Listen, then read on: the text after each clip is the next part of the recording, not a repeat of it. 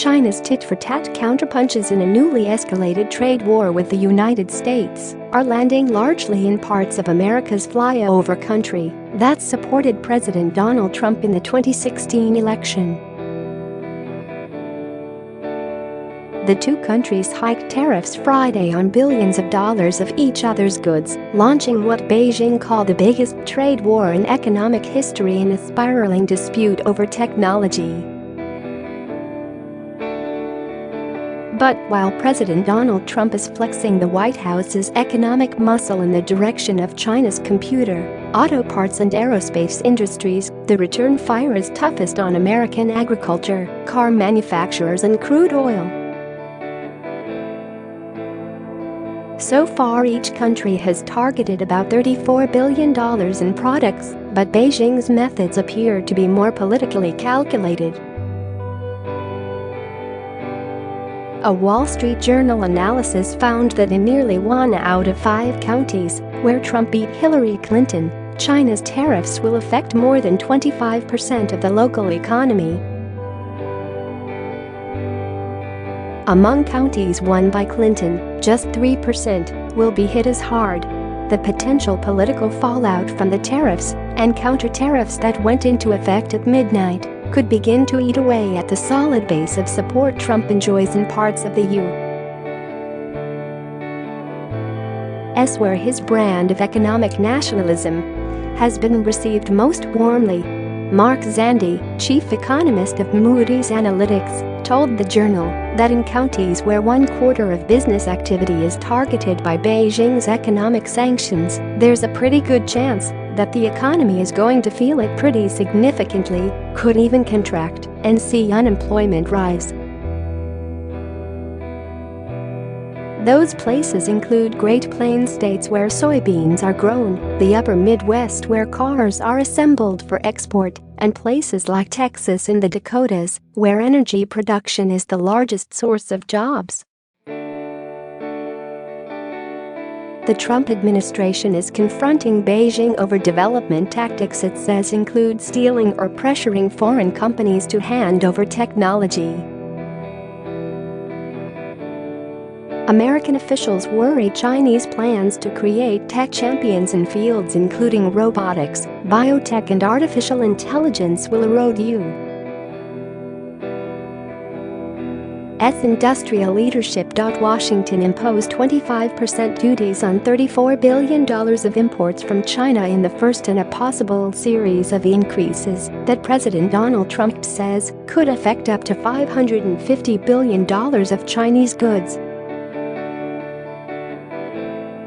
The Chinese Foreign Ministry said retaliatory tariffs took effect.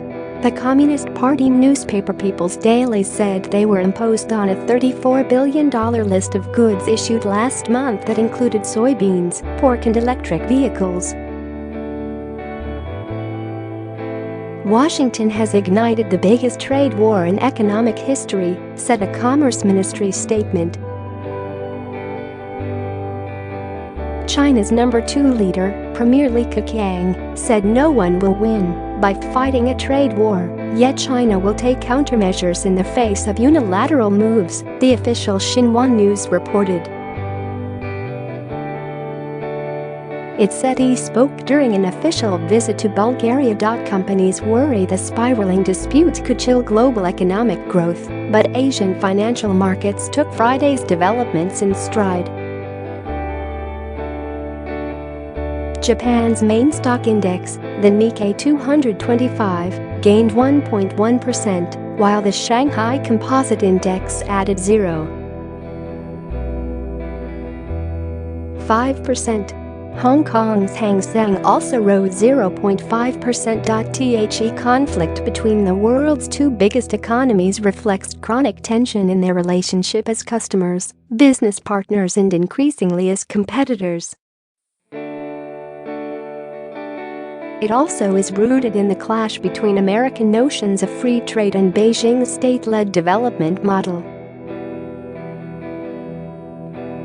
Share this article. Share China's ruling Communist Party has insisted on making changes at its own pace while sticking to state-directed technology development seen as the path to prosperity and global influence.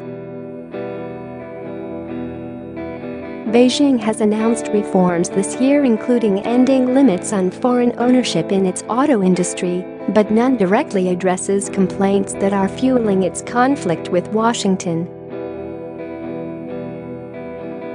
On Thursday, Trump said higher tariffs on an additional $16 billion in Chinese goods were set to take effect in 2 weeks.